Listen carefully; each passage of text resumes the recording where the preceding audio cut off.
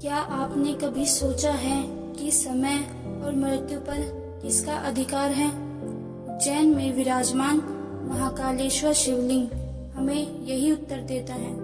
स्वयंभू ज्योतिर्लिंग महाकाल, जो काल के भी अधिपति हैं। महाकालेश्वर मंदिर भारत के 12 ज्योतिर्लिंगों में से सबसे प्रमुख है। यहाँ का शिवलिंग धरती के भीतर धंसा हुआ है, जो दर्शाता है कि महाकाल समय से परे हैं।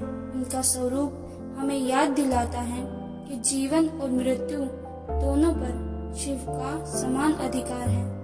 भस्म आरती यहाँ की सबसे अद्वितीय परंपरा है।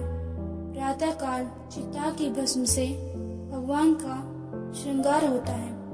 यह हमें बताता है कि मृत्यु भी शिव के अधीन है और जीवन का सत्य स्वीकार करना ही भक्ति है। उज्जैन, जिसे प्राचीन काल में अवंतिका कहा जाता था, सप्तपुरियों में से एक है। महाभारत और पुराणों में इसका उल्लेख मिलता है। कहा जाता है कि यहाँ भगवान शिव ने राक्षस दूषण का वध कर नगरवासियों को भय से मुक्त किया था। तभी से वे महाकाल के रूप में यहाँ विराजमान हैं। उज्जैन को काल की नगरी भी कहा जाता है। भारतीय पंचांग और ज्योतिष की परंपरा यहीं से जुड़ी है। महाकालेश्वर मंदिर इस नगरी का हृदय है। मंदिर का स्थापत्य प्राचीन भारतीय कला का अद्भुत उदाहरण है। ऊंचे शिखर, विशाल प्रांगण और कलात्मक मूर्तियां भक्तों को आध्यात्मिक रूप से आकर्षित करती हैं। गर्भगृह में स्थित शिवलिंग स्वयंभू है, जिसे किसी ने स्थापित नहीं किया। सावन और महाशिवरात्रि के समय यहाँ विशेष उत्सव होते हैं।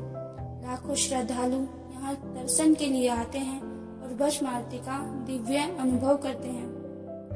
भक्तों का विश्वास है कि महाकाल का दर्शन करने से जीवन के सभी कष्ट दूर हो जाते हैं।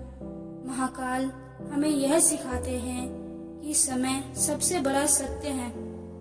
जीवन में कठिनाइयां आएंगी, मृत्यु भी निश्चित है, लेकिन भक्ति और साहस और धैर्य से हर विष को अमृत में बदला जा सकता है।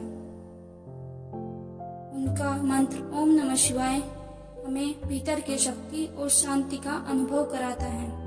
महाकालेश्वर का दर्शन आत्मा को स्थिरता और साहस प्रदान करता है।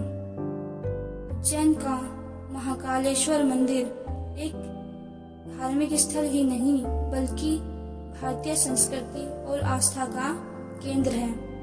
महाकाल हमें यह संदेश देते हैं कि समय और मृत्यु के पार भी शिव का अनंत स्वरूप विद्यमान है।